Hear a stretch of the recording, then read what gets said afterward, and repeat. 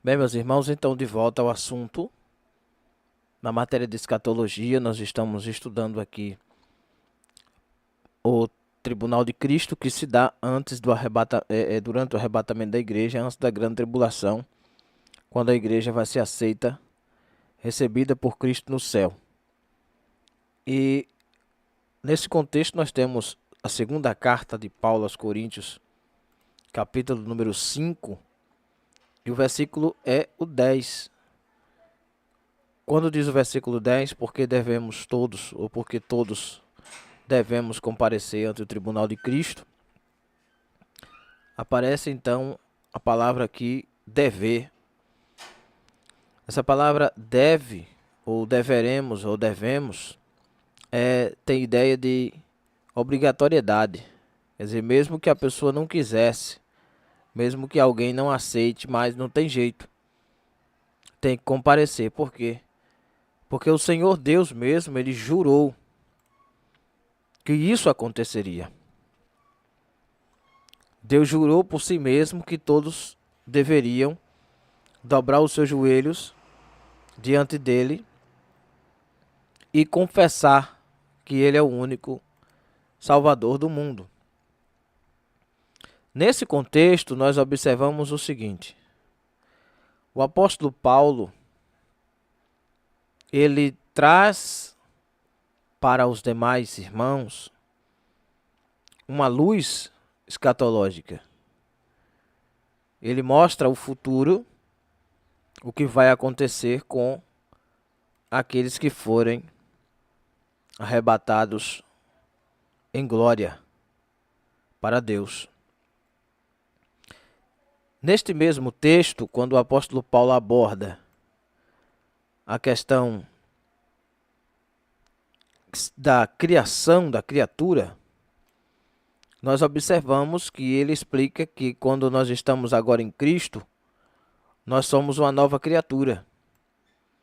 Isso pelo fato de nós mudarmos a nossa vida, mas também ele está mostrando que nós temos agora um acesso ao céu, um acesso à glória, como Adão teve lá no paraíso. Mas para nós podermos acessar esse momento glorioso, encontrar com Deus de volta, recuperar o que Adão perdeu, que Cristo devolveu ao homem, para que isso aconteça, é preciso passar o homem pelo estágio da morte. Porque está escrito que todos pecaram, destituídos foram da glória de Deus. E o apóstolo Paulo explica que, assim como o pecado entrou por um homem, também por um homem o pecado deveria sair.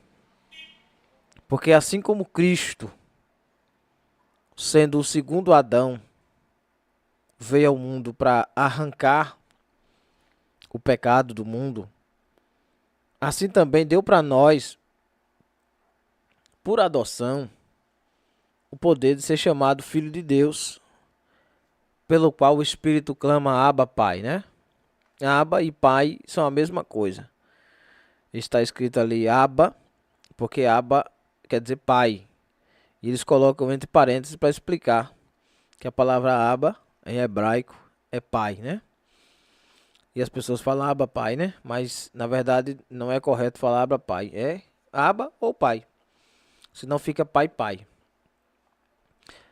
E nesse contexto, o apóstolo Paulo está explicando para os irmãos de Coríntios que antes mesmo que nós entremos nos céus, quando vier o dia do Senhor, que é o arrebatamento da igreja, quando vier o dia do Senhor, nós, os que ficarmos vivos, seremos arrebatados, mas aqueles que morreram antes de nós, estes vão ressuscitar primeiro. E no versículo 53, versículo 52 da primeira carta de Paulo aos Coríntios, capítulo 15, o apóstolo Paulo explica que isso vai acontecer num abrir e fechar de olhos, num momento ante a última trombeta, porque a trombeta soará. E os mortos ressuscitarão incorruptíveis. E nós seremos transformados. Quer dizer, os mortos já ressuscitarão, prontos para entrar na glória. Por quê? Porque eles já passaram pelo estágio da morte, o corpo deles já foi desfeito, e agora eles vão ser ressuscitados por aquele que ressuscitou e vive eternamente. Amém. Então eles passaram pelo estágio da morte. Então eles já vão ressuscitar incorruptível. Nós, porém, que ficarmos vivos, precisaremos ser transformados. Por quê? Transformados em outro corpo. Não passaremos pelo estágio da morte física. Mas nós vamos antecipar esse processo de enterro e ressurreição. Então, isso vai acontecer num abrir e piscar de olhos. Não vai precisar o corpo entrar em estado de putrefação para ser devolvido um novo. Não vai precisar. Mas o mesmo Deus, num abrir e piscar de olhos, assim como ressuscitou Cristo, nos ressuscitará incorruptível. Porque convém que isto que é corruptível se revista da incorruptibilidade e que isto que é mortal se revista da imortalidade. E quando isso acontecer, aí vai surgir aquele adágio, aquela pergunta: onde está, ó morte, o teu aguilhão? E onde está, inferno, a tua vitória? Porque agora Cristo, ele já levou tudo sobre ele, porque o aguilhão da morte é o pecado. Aí ele pergunta: onde é que está o pecado agora? Porque Deus nos dá vitória, né? E a força do pecado é a lei. Quer dizer, a lei não absorve ninguém, mas a lei demonstra, mostra onde a pessoa pecou. Então ela só aponta. Ela só diz: você errou, você pecou, você caiu, você fez, você aconteceu. Mas ela não soluciona o problema. E a solução do problema, para nós eternamente, vem da transformação daquele corpo corruptível. Ou seja, a proibição de que venha a acontecer a corrupção de novo. Então o próprio Cristo vai transformar o nosso corpo num corpo como o dele. E a Bíblia chega a dizer que nós seremos como os anjos, ou seja, a partir daquele momento nós não vamos mais ter tendência pecaminosa, seja ela libidinosa, de pensamento, de ações, de sexualidade ou de traições. Não haverá nenhum espaço dentro de nós para que possa abrir o ponto da corrupção. Porque nós seremos como Jesus é. E Jesus é incorruptível. Incorruptível. Então, nesse parâmetro aí, o apóstolo Paulo já está explicando que para nós entrarmos na glória, o próprio Cristo terá que nos ressuscitar. E o que diz a Bíblia, nos ensina, nos explica, é que depois da morte se segue o juízo. E o próprio Cristo, ele é o nosso juiz. Ele disse aos discípulos quando ele foi embora: é-me dado todo o poder no céu e na terra. E no Evangelho de Jesus Cristo, segundo escreveu João, ele explica para os discípulos que Deus deu a ele o poder. Deu a ele a responsabilidade de julgar os vivos e os mortos. Ou seja, aplicar a sentença para os que estão vivos e para os que estão mortos. E também o outro contexto é, quando na vinda de Cristo nós que estamos vivos, estivermos firmes em Cristo, salvos em glória, conservarmos a nossa santidade, santificação, purificação e tal, então nosso julgamento será entrar com Ele nas nuvens, os vivos. E o julgamento dos mortos será os mortos poderem ser ressuscitados junto com o toque da última trombeta. E esse toque dessa trombeta, irmãos, não é o toque da trombeta de Apocalipse, do fim do mundo, de se acabar tudo, não. Essa trombeta aqui é o chamado. Em 1 Tessalonicenses 4, 13 a seguir, a Bíblia nos ensina de que o próprio Cristo virá com alarido e voz de arcanjo. Então essa voz de arcanjo que virá será a voz de Cristo convidando os salvos a entrar no reino pelas portas. E junto com esse momento maravilhoso, a porta da graça se fechará. E uma vez que a porta da graça se fecha, a igreja precisará estar dentro dela. E ao entrar nas mansões celestiais, nós receberemos a vida eterna. Porque a vida eterna está em Cristo Jesus. E em João 14 ele disse que ele iria e buscaria para ele mesmo, para que onde ele estiver, nós estejamos também. E o maravilhoso dessa história é que quando Cristo vier buscar a sua igreja, ele virá de uma forma invisível para o mundo. Tá? Esses debates que as pessoas falam, arrebatamento invisível não existe. Bom, a Bíblia ensina o seguinte, que os únicos que verão a Cristo,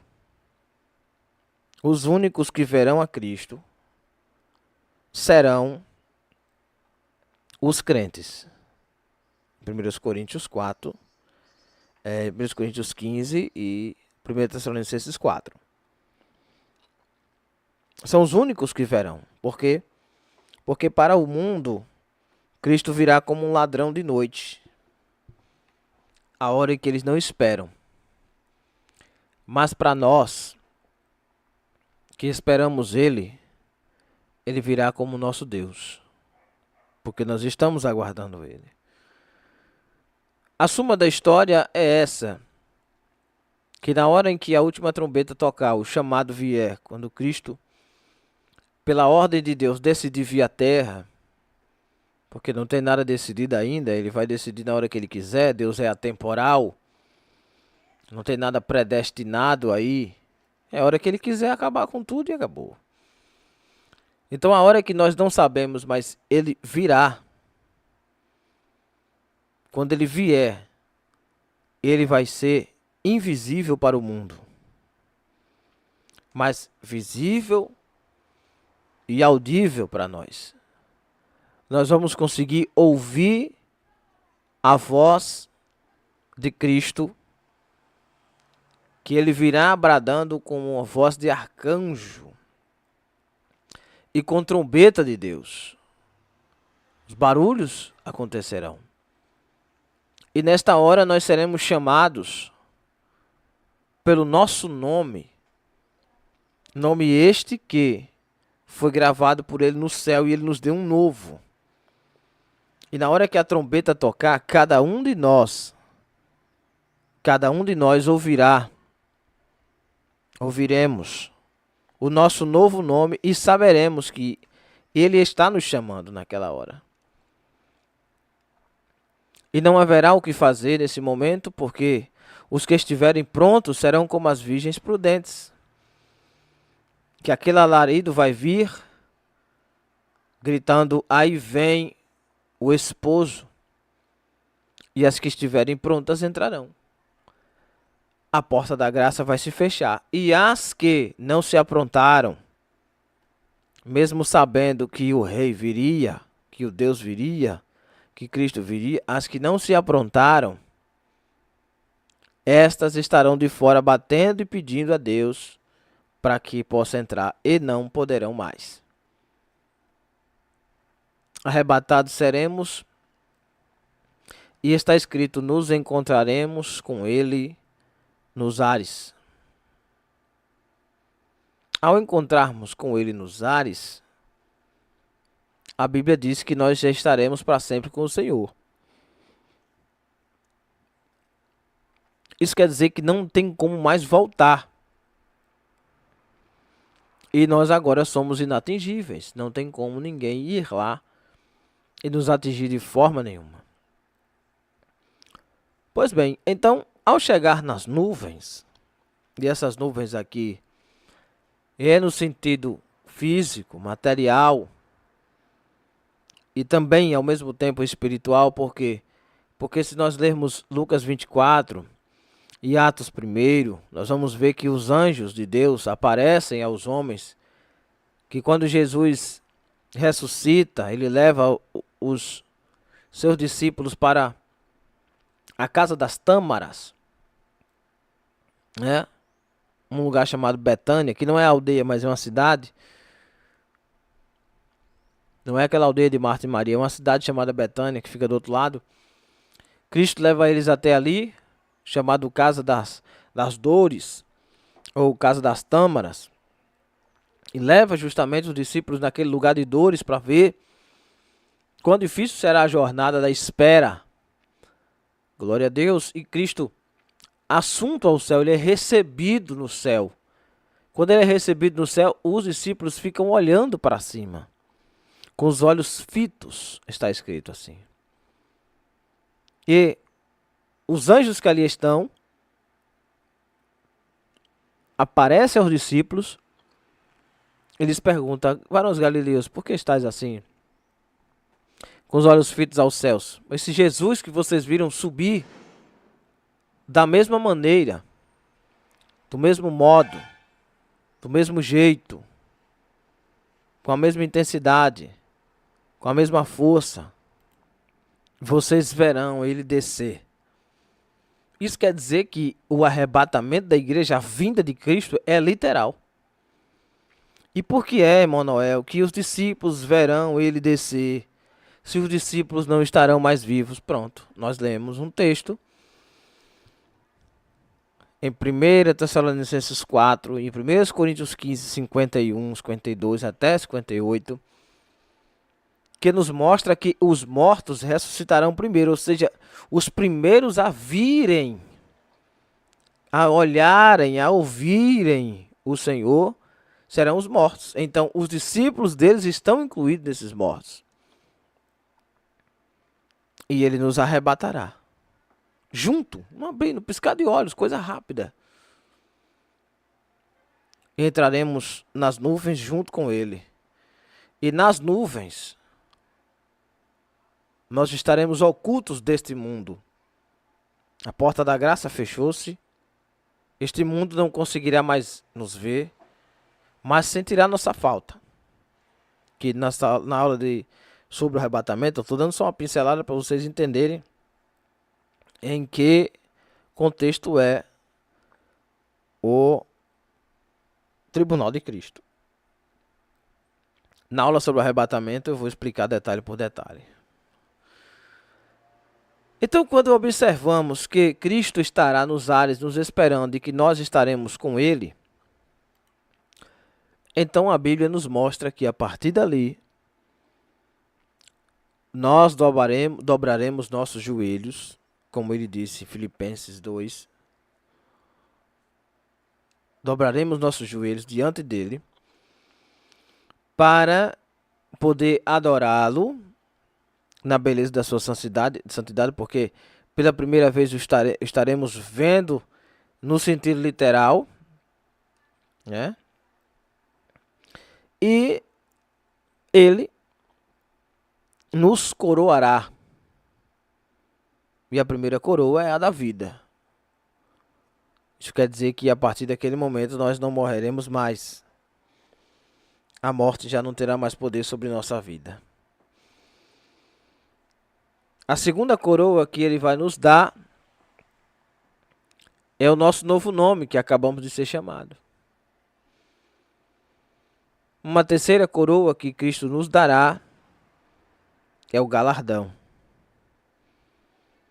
E este galardão às vezes aparece como pagamento, mas na verdade é uma gratificação.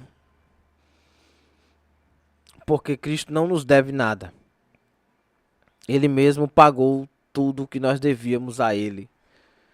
Então Ele perdoou a dívida, né? E agora nós entraremos no céu de glória. Aleluia. E ainda não estaremos nas bodas do Cordeiro, no casamento, ainda não faz parte do casamento. Mas antes da entrada, não se sabe em que período desses 7 anos, porque se darão em 7 anos tudo isso. Não se sabe em que período, antes de nós entrarmos, nós vamos prestar contas a Deus de tudo que nós fizemos, presta atenção, tudo que nós fizemos em nosso corpo. Corpo este, corpo este, que é templo do Espírito Santo, como diz 1 Coríntios 3,16, e que nós velamos pelo que é dele, apesar de morarmos dentro dele e ele em nós. Então, ali nós vamos computar, mostrar, detalhe por detalhe, de todas as obras que nós fizemos com o nosso corpo. Atenção, do dia que nós aceitamos a Jesus como Salvador, do dia em que levantamos a mão para Ele, não importando quantas vezes entramos ou saímos da igreja, desviamos ou voltamos. A partir daquele dia que eu tive consciência da minha salvação, tudo que eu fiz com o meu corpo, que não é meu templo, é meu corpo, mas é templo dele, é morada dele.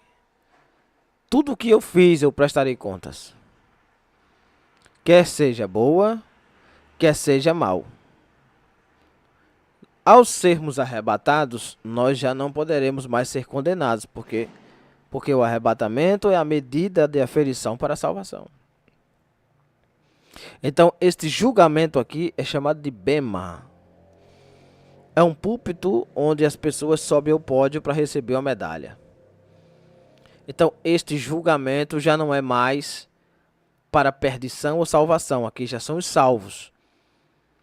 Mas o que acontecerá são os ajustes de contas. Porque alguns receberão mais galardões do que outros. Alguns receberão coroas a mais, benefícios a mais.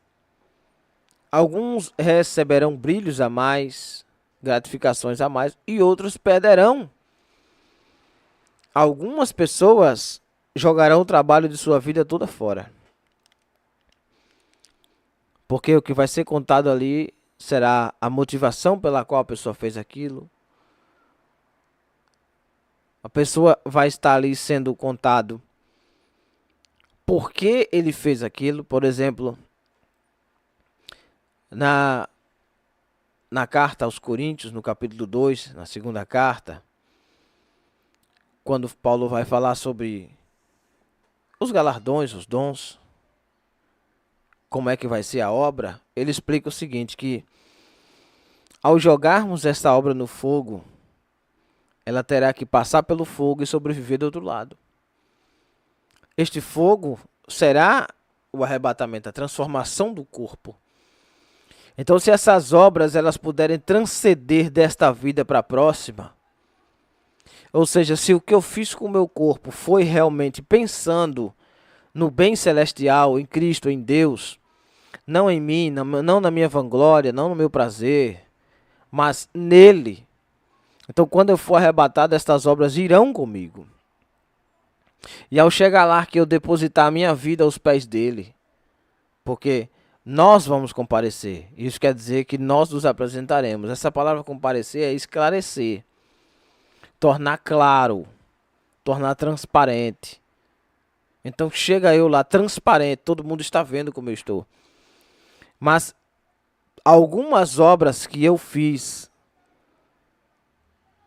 que não tinham valor nenhum para Deus não chegarão comigo. Por exemplo, obras de madeira, pau, feno. Diz a Bíblia que não sobreviverão ao fogo.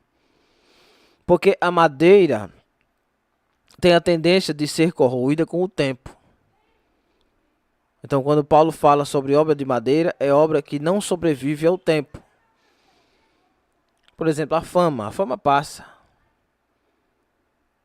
A riqueza passa. A beleza passa.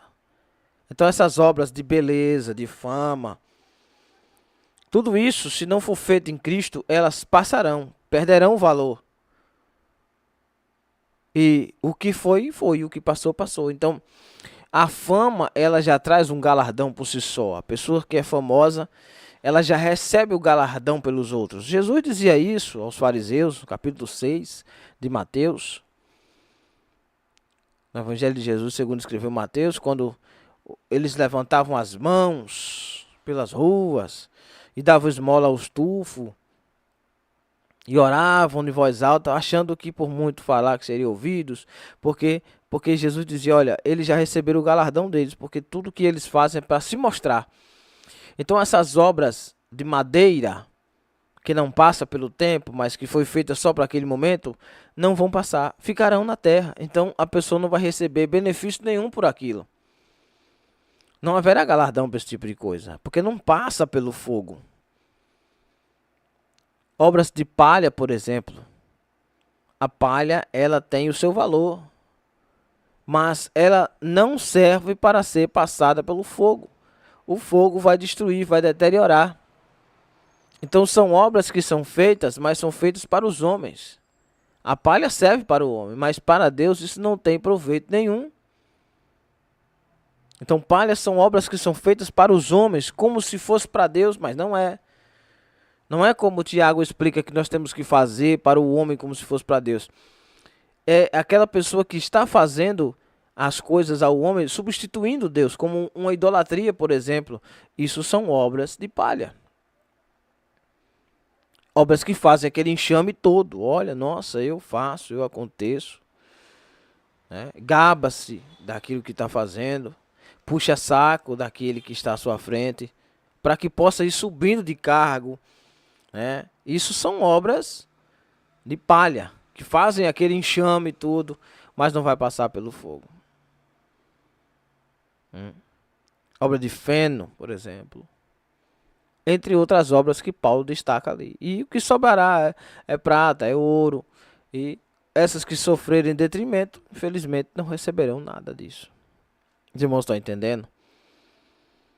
Então, ao chegarmos lá no tribunal de Cristo, ao dobrarmos nossos joelhos, nós receberemos cada um de nós o galardão por cada obra que foi feita no templo do Espírito Santo. E nessa aula aqui eu gravei só para chamar a atenção dos irmãos sobre o que é que nós temos feito com o templo do Espírito Santo. Temos levado a sério essa questão? Porque se nós não levarmos a sério, nem arrebatados seremos, irmãos. Eu estou aqui explicando para os irmãos como será depois do arrebatamento. E na próxima aula eu vou ensinar para vocês, explicar para vocês como vai ser o julgamento de cada pessoa, cada categoria, como vai ser. Vou mostrar na Bíblia, cada versículo vou mostrar as categorias, os pastores, os ministros, os novos convertidos, os mais velhos no Evangelho. Como será essa aferição? As vergonhas que as pessoas vão passar, quais são as obras que não passarão. Tá certo? Então, na próxima aula, eu tenho essa introdução aqui para vocês se situarem no assunto, mas na próxima aula eu vou explicar isso para vocês. Tá certo, meus irmãos? Deus abençoe e até a próxima.